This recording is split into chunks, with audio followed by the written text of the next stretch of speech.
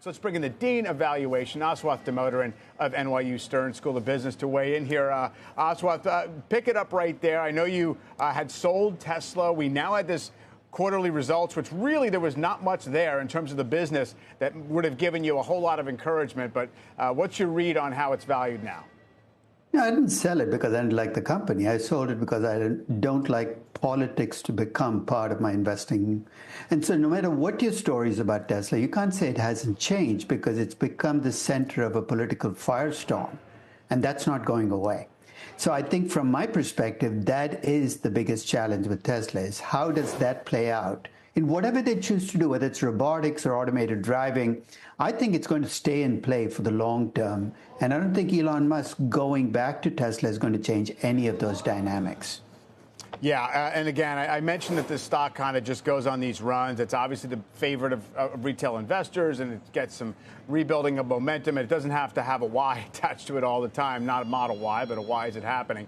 And let's just move on to Alphabet here, because even going into this report, I mean, it was easy to observe that by traditional valuation metrics, this stock was cheap versus its history and relative to the market and its peers. Question is that for good reason or not?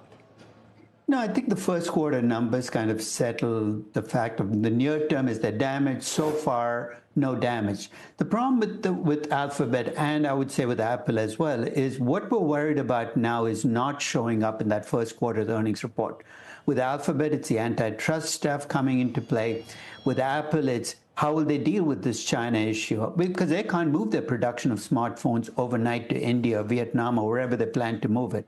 Those things are not going to get resolved, whatever the numbers look like in that first quarter earnings report. So people might be celebrating the earnings per share beat, but the big issues still stay on the table. And I think it'll take a while longer for that to show up in the numbers. When you look ahead to something like Amazon reporting next week, on the one hand, you mentioned all the challenges on many fronts. They're not going to be able to escape a lot of the tariff issues, a lot of the e-commerce vendor stuff that's going on. On the other hand, you know, they're the biggest and most financially equipped company to deal with any of those things. So in a weird way, maybe they can consolidate their advantage. In a weird way, again, all these troubles might play into the hands of the Mag 7 because the more troubles there are, the more flexibility gets rewarded. And as you pointed out, these companies are incredibly flexible, incredibly adaptable. We saw that with COVID. We saw that in 2022 with inflation. And I'm convinced you're going to see it again. Doesn't mean you load up on the Mag 7, but if you've never owned them, you had a chance to buy into at least one or two of them in the last month. You might have missed that chance, but the chance was there. So I wouldn't give up that easily on the Mag 7. You know, obviously you're looking at, making very educated guesses or quantitative evaluations on these companies.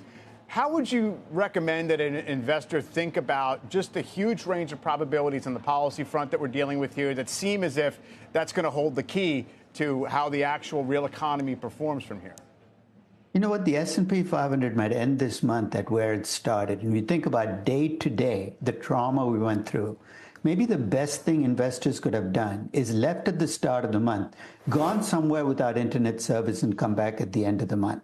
Because everything we do is reactive. And often when you're reacting to day-to-day events, you're going to end up doing more damage to your portfolio than helping. So when the earlier speaker mentioned about this being good for active investing, I think of this as the perfect ad against active investing because I'll wager in the last month, active investing lost you money relative to just leaving whatever you had at the start of the month where it was all month.